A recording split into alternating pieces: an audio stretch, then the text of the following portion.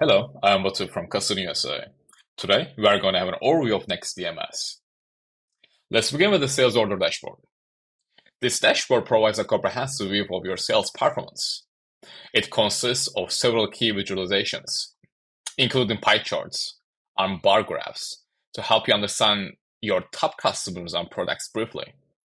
Let's start with the top customer pie chart. This visualization displays the distribution of sales among your top customers. As you can see, Alta Ace is the dominant customer, accounting for 99.14% of the sales in this period. Other customers such as ABC Studios Inc. and Widget customer contribute much smaller percentages. Next, we have the top products pie chart. This chart shows the proportion of sales for your leading products. Here, Sparkplug stands at 99.09% of the sales. Other products like Pepsi Pet 450 milliliter and 7-Up can 330 milliliter contribute minimally to the overall sales volume. Finally, let's look at the sales volume bar chart. This chart provides a summary of the total order quantity categorized by different administrative regions or order types. For this period, the admin region shows a significant order quantity of approximately 98,000 units. The custom dashboard is interactive and user-friendly. You can click on different sections to drill down into the more detailed reports. This allows you to gain deeper insights into your sales data and make informed business decisions. As you can see, I can make every chart on full screen. I also have an export option here. I can export as PDF, images, or Excel as well. And I can do this for every graph.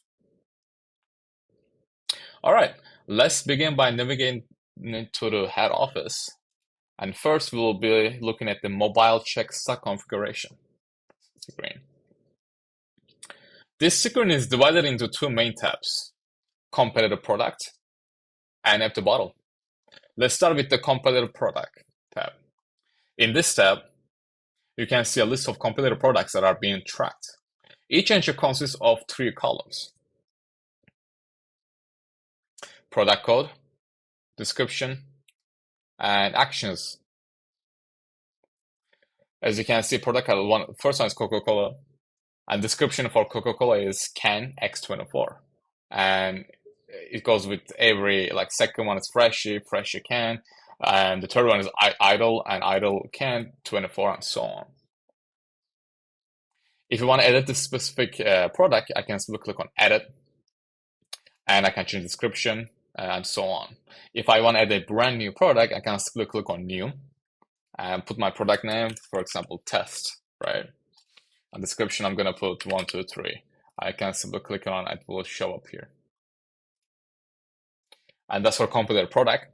Let's move on to the empty bottle. Here we can see we have the inventory ID for it and the description as well. If I want to edit this, I can simply click on edit, and I can edit the description and inventory ID. If I want to add a brand new empty bottle, I can press on new. I can select my inventory ID and the description comes with it too with the inventory ID. And when I'm ready to save, I'll click on save. And here we can see our brand new empty bottle inventory ID. Let's move on to the MCP maintenance. The MCP maintenance interface is structured to provide a comprehensive view of your maintenance task. At the top, you can filter tasks by sales supervisor ID and the date range. You can use the search bar to find specific tasks quickly as well. The main section displays a detailed table with all relevant maintenance information. As you can see the company code, reference number, status as release. I can see start and end date. I can see road code, and so on. I also have an action button on the top. I can either release this document, adjust the document, or close it. I'm actually gonna try to view this document, and we'll go into more in detail. As one to the detail, on the top, you can see our reference number once again with the status, start and end dates. I can see the description. For example, this one is road plans for admin. I can see my road code, our sales supervisor ID, and the salesperson ID as well. On the far right, we can see the geographic distance and outline geographic distance as well. Below that, we have the details of the MCP. As you can see our distributor ID and warehouse ID, customer ID, and effective dates of this specific IDs. On the far right, you can select the weeks and dates and frequencies as well. Next MCP detail, we have the visit plan. As you can see, we have a bunch of line items with their warehouse ID. We can see our visit dates and like sequences as well, and the types. Lastly, on the far right, we have the distributor ID with their customer ID, and I can see the salesperson ID and sales supervisor ID as well. And this is for MCP maintenance. Let's move on to the KPI formula. Here, we can see all our KPI formulas, again, with their KPIs code. You can see our description with their formula showing here as well. One of them is success visiting, second of them is quantity, revenue, and so on. I can always add a new KPI formula by editing on new. I can add, for example, KP.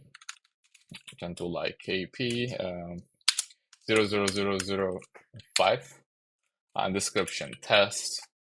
I'm going to choose my formula. I'm going to go with actual revenue, and my group inventory ID is going to be car spare parts. And I'm going to select this as active. And once I'm all done, I can click on save. And as you can see, our brand new KPI formula is on the below here. Let's move on to the KPIs configuration. Here we can configure all the KPIs that are represents with our reference number, their status. We can set apply to our period, their period IDs, with their, if this is a product active call, target by a month, with the description, we have the dates, and we created this specific KPIs. Again, we have the actions button on the top. We can either release, calculate, or adjust the documents. If I want to add a brand new KPI configuration, I can click on add, and I'm going to have to put a period type. Is it going to be date or period? Of course, I have to put the dates, the description, and I have to put a period ID. And lastly, what this apply to, is it going to be distributor or the sales team? And once we're done with all the information on the top, we're going to move to the below. Below here, we have the KPI configuration detail.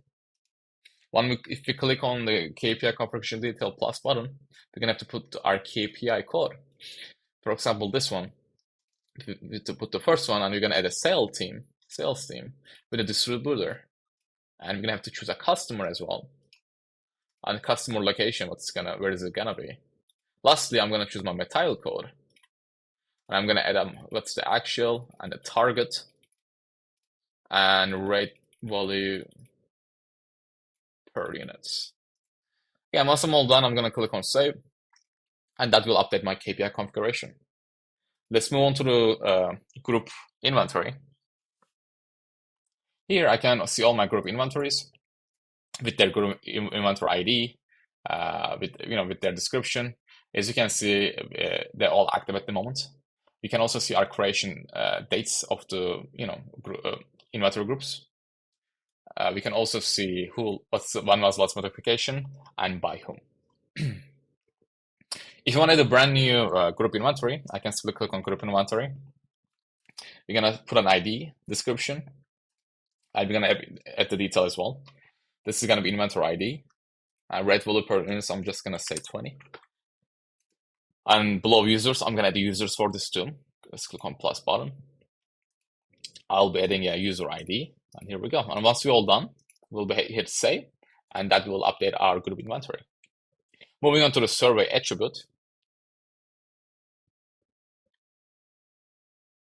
Here we can see all our survey attributes with their attribute ID. Of course, with the company code.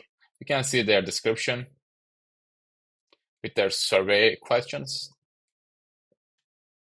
I can see the control type, the creation time of that specific surveys, who created each survey. We can see by under creator user ID. You can also see the last notification and the necessary information on the far right as well.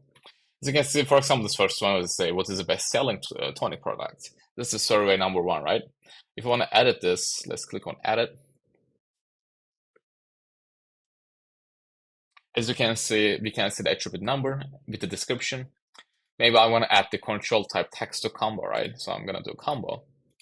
And it's that easy, just one click. Below that, we have the attribute details.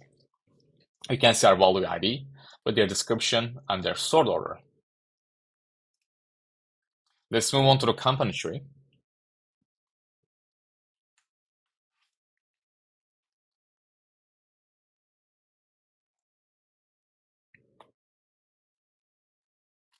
Here, we can see all our company tree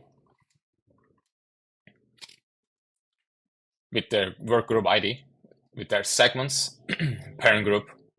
You can also see our parent group description and node description. If I want to add a specific work group, I can always click on edit, and I can change a country to either province, village, or commune, and I can change the description as well. Next to the company tree, we have the company tree members. Here, we can see their work group ID with work group description. Some of them are sales organization, others are retails and wholesales, and it goes on with their user ID, user description. On the far right, we can see if it's a contract or not. And on the far right, they're all active, as you can see by blue check. Here on the far left, you can see the sales organization, and we can see the wholesales. It divides into four. It says subregion North 01, sale area 01, subregion South 01, and finally we have the sale area 02. And under retails, we have the subregion North 02, sale area, subregion South 02, and so on. And this is the more summary of our company tree. Let's move on to the process update customer from mobile.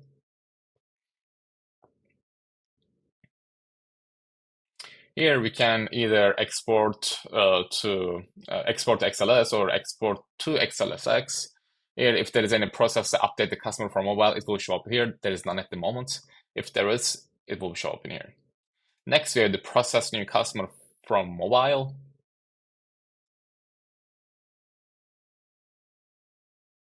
Again, if there's any new customer from mobile, it will show up in here. We also have the action button. If there's a document, we can approve the document from here. And we also have the export button to get the information to that side as well. Let's move on to the MCP export.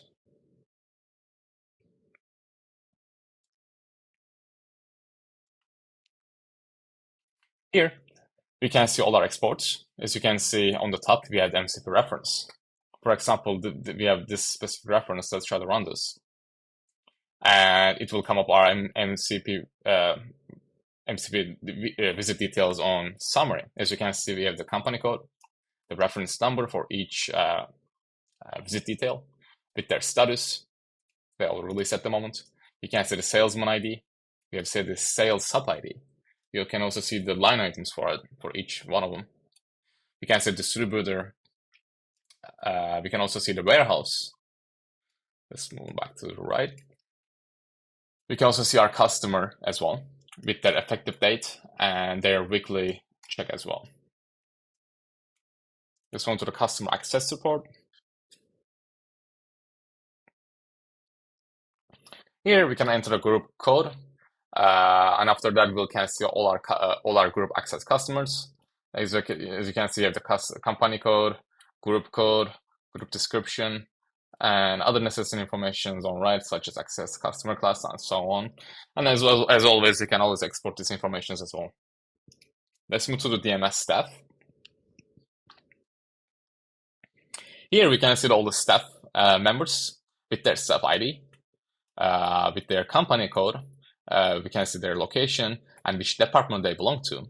We can see their dealer name with their name as well, their gender, date of birth.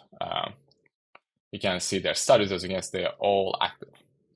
If I want to add a new staff member, I can simply click on add, and this will take me to the add page, such as we're gonna put their staff ID, and I can choose their status. It's gonna be what, like hire, retire, inactive, active, and it goes on. We're gonna put their name.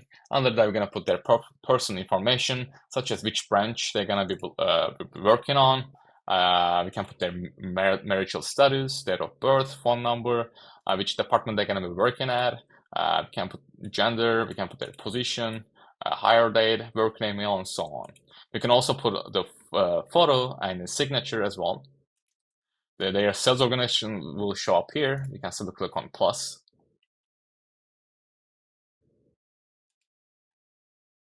And we'll choose a work group ID with their user ID as well, and we can give them the access.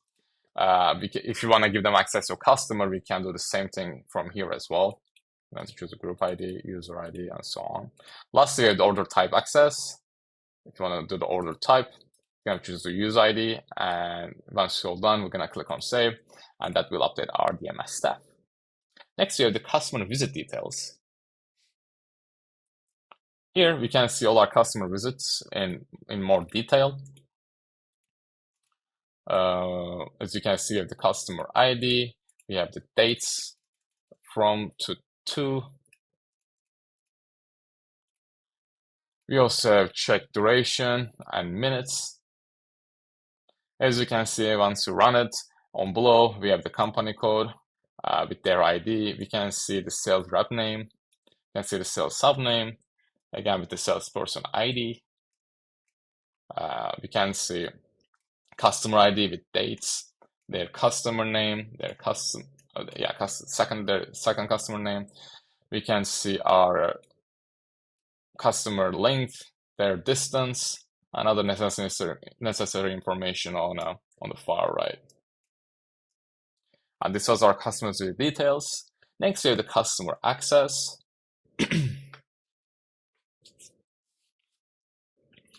Under customer access, we can give customers some access by, let's click on add.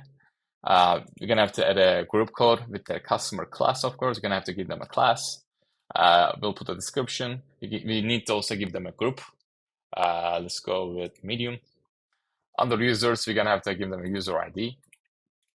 As you can see, there's going to be their username. For customers, we're going to give them plus. We're going to give them a customer code. And which customer code do you choose, it will update their name, type, class, and group as well. And again, once you're all done, we'll click on save, and that will update our customer access dashboard. Let's move on to the order type access. Here we can see all our order type accesses with their order type, with their tax code if there is any, description. We can see that they are active. We have the create time, who credited this specific type access is admin, and the last modified time. I want to view this, so let's double click on it. And we can see, we'll see the specific access in a little bit more detail. As you can see, so type is a sales order. There is no tax code and description, and we can see the user ID and their username correspond to that specific user ID. Let's move on to the potential customer.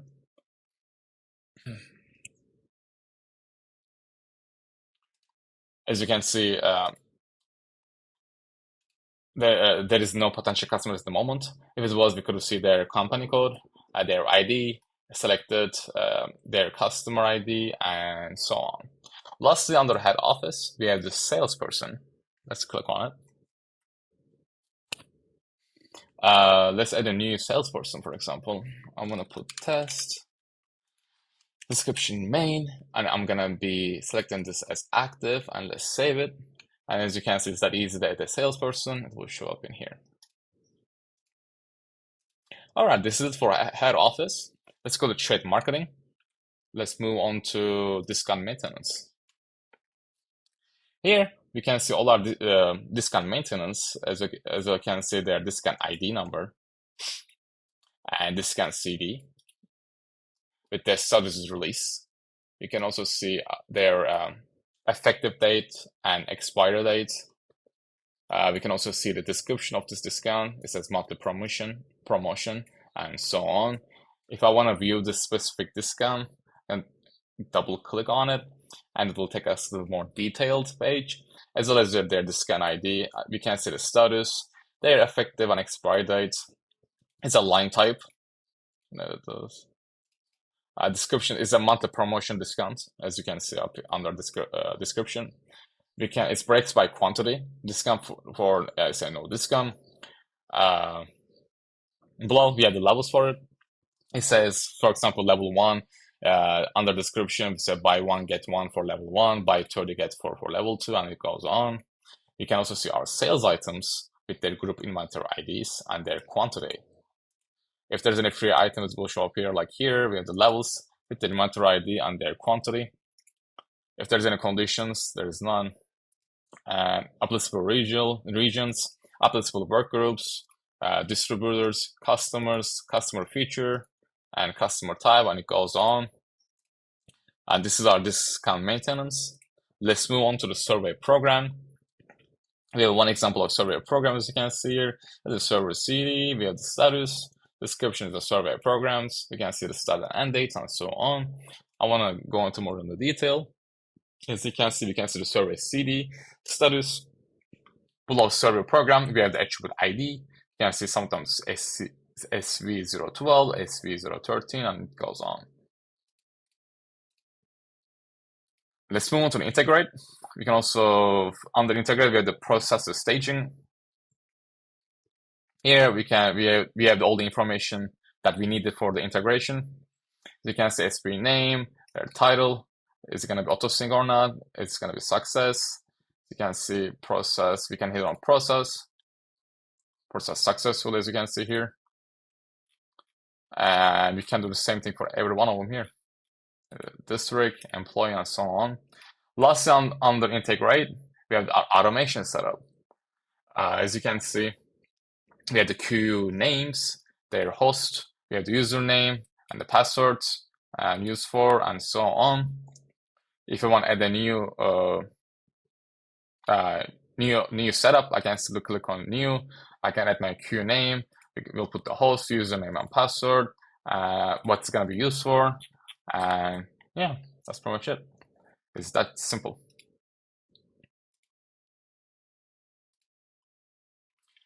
And that wraps up our overview of the NexDMS. Thank you.